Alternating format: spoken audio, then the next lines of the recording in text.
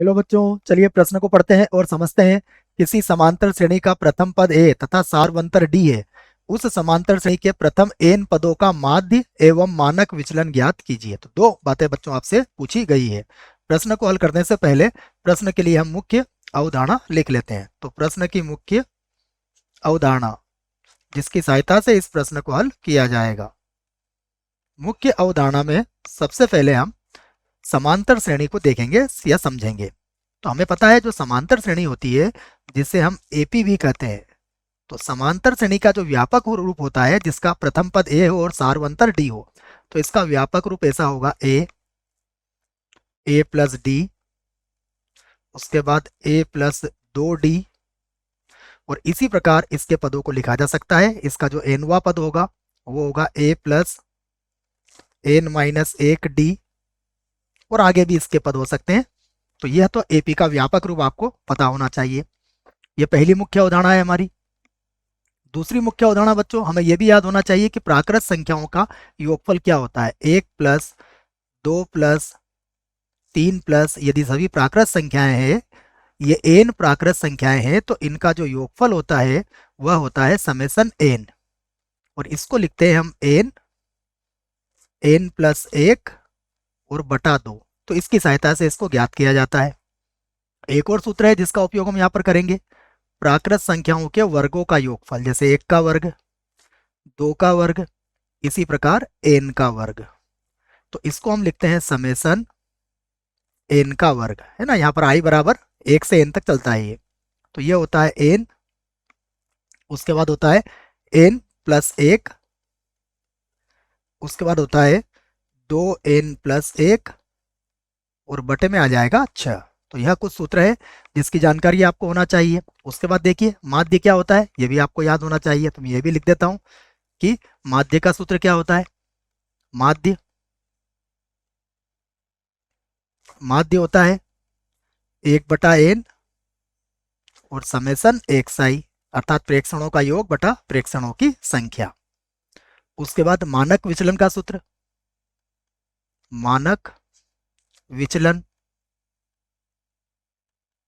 मानक विचलन को हम सिग्मा से व्यक्त करते हैं, और इसका सूत्र होता है वर्गमूल के अंदर, यह होता है 1/n समेसन डी आई का वर्ग, उसके बाद माइनस समेसन डी आई और बटा एन, और पूरे की घातांक हो जाती है 2।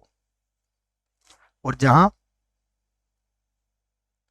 जहां डी आई जो होता है ये विचलन होता है, यह हम प्राप्त करते हैं X I minus capital A से। कैपिटल ए कल्पित माध्य होता है जो एक्स आई के मान में से हम किसी को भी लेकर प्राप्त कर सकते हैं। तो बच्चों मैंने सभी सूत्र लिख दिए हैं। अब हम प्रश्न को हल करते हैं। तो प्रश्न में सबसे पहले तो हम एपी लिखते हैं। तो सबसे पहले तो हम लिखेंगे समांतर श्रेणी या फिर एपी। क्या है ए के बाद इसके सभी पदों को हम लिखेंगे। यहाँ पर पहला पद इसका ए है, दूसरा पद इसका हो जाएगा ए प्लस डी, उसके बाद होगा ए प्लस 2d, और केवल एन पदों की बात हो रही है तो इसका एनवा पद होगा ए प्लस एन माइनस 1d के बराबर।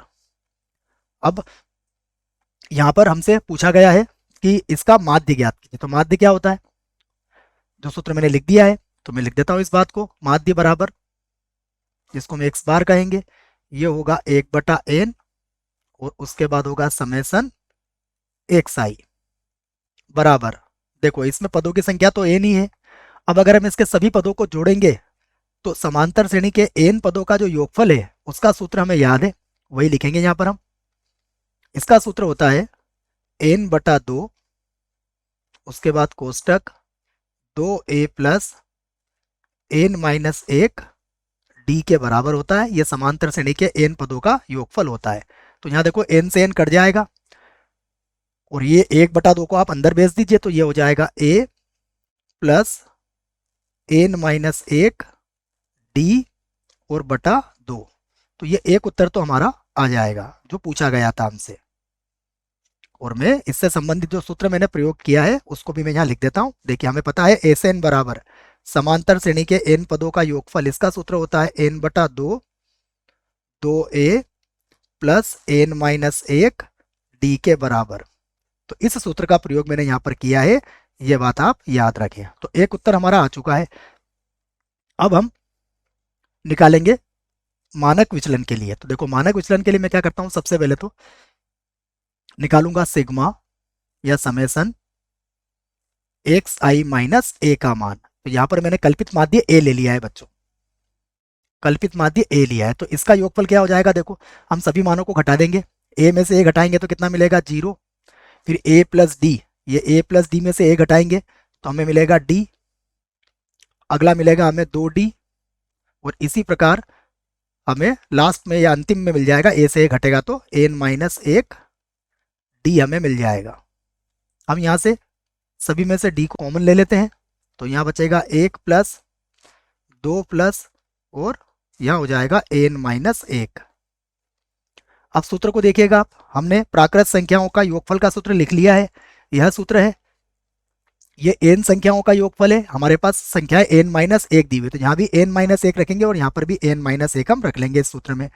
तो ये हो जाएगा d, उसके बाद होगा n माइनस 1, उसके बाद फिर से होगा n माइनस 1 प्लस 1, और पूरे के बटे में कितना आ जाएगा 2। तो अगर आप इसको ध्यान से देखोगे तो बराबर ये हो जाएगा d, और उसके बाद देखिए 1 से 1 कट जाएगा तो dn और n माइनस 1 और बटे में लिख देंगे हम 2। इसे बना देंगे हम समीकरण 1।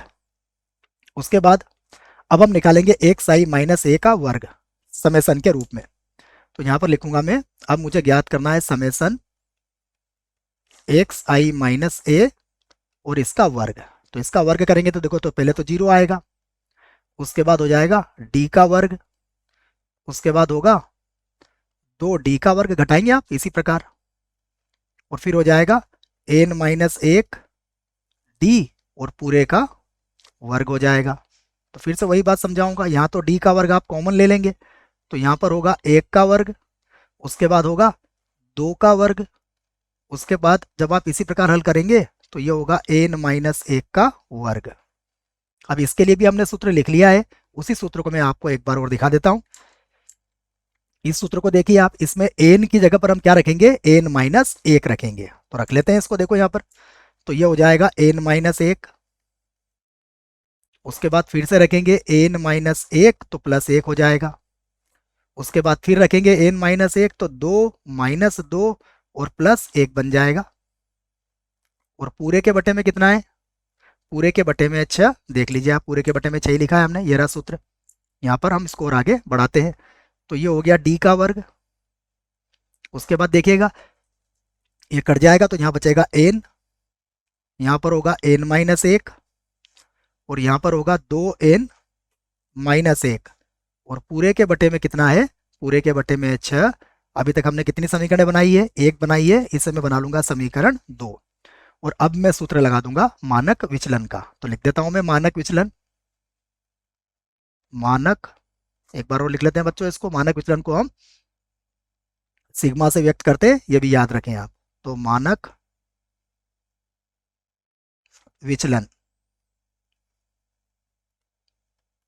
तो मानक विचलन जिसको हम सिग्मा से व्यक्त करते हैं, सूत्र क्या है इसका, सूत्र भी मैं लिख देता हूं, वैसे मैंने मुख्य उदाहरण में लिख दिया है, यहाँ पर एक बार और लिख देता हूं, 1/n, उसके बाद सिग्मा, अब यहाँ पर क्या आ जाएगा, एक्स आई माइनस डी का मान रखना हूं मैं, एक्स माइनस ए इसका वर्ग, उसके बाद माइनस ये होगा सिग्मा या समेसन एक्स आई माइनस ए बटा एन और पूरे की घातांक 2 हो जाएगी। तो यह मान अब मुझे रखना है, मैं मान इससे संबंधित रख लेता हूं, तो बराबर, अब सब कुछ वर्गमूल के अंदर ही चलेगा बच्चों। तो सबसे पहले क्या रखेंगे हम, 1/n, पदों की संख्या तो n ही है। उसके बाद देखिएगा यह मान कितना आया हमारे पास, सिग्मा एक्स आई माइनस ए, यह समीकरण नंबर 2 से मान आया, डी का वर्ग गुणा एन, ये सभी लिख देता हूं मैं, यहाँ होगा डी का वर्ग, उसके बाद होगा एन, उसके बाद होगा एन माइनस 1 और उसके बाद है 2n माइनस 1, ये सारा मान मैंने यहाँ रख दिया है। उसके बाद माइनस का चिन्ह है, फिर समझिएगा एक्स आई माइनस ए, इसका मान किसके बराबर है, समीकरण नंबर 1 में, ये है डी एन एन माइनस 1/2, तो ये हो जाएगा डी एन, उसके बाद n माइनस 1 और बटे में आ जाएगा 2 और एक एन हमारे पास पहले से ही है बच्चों। केवल आपको हल करना है इसको, गलती ना हो आपसे बस। और आगे हल करते हैं इसको। तो ये बनेगा फिर से वर्गमूल के अंदर। देखिए वर्गमूल के अंदर ये एन से एन कट जाएगा तो यहाँ पर होगा डी का वर्ग। उसके बाद यहाँ होगा एन माइनस एक, यहाँ पर होगा 2n-1 और यहाँ पर भी n से n कट जाएगा। यहाँ बटे में 6 लिखा नहीं है क्या बच्चों हमने? बटे में 6 तो लिखो बच्चों, यहाँ भी बटे में 6 लिखना है। देख लेते हैं, यहाँ लिखा नहीं, लिखा है 6। हाँ यहाँ जरूरत नहीं है। फिर माइनस, यहाँ देखिए n से n कट जाएगा तो ये होगा d का वर्ग। यहाँ पर हो जाएगा n-1 का वर्ग और यहाँ 2 का वर्ग हो जाएगा 4। अब जो कॉमन निकल रहा है उसे कॉमन, d का वर्ग कॉमन निकल जाएगा तो d तो वर्गमूल के बाहर ही आ जाएगा। और वर्गमूल के अंदर देख लेते हैं क्या बचा। यहाँ से n-1 और बटा 2 को हम यहाँ से कॉमन ले लेते हैं। तो अब हमारे पास क्या बचेगा यहाँ पर? यहाँ बचेगा 2n-1 और यहाँ पर बचेगा 3।